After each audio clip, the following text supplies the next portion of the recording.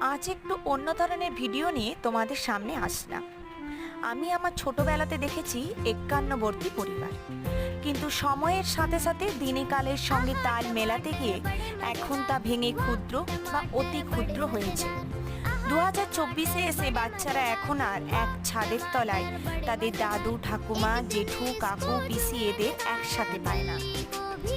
তাই আমি মনে করি পরিবারের ছোট ছোট অনুষ্ঠানগুলি আমাদের সকলে মিলে একসাথে কাটানো উচিত।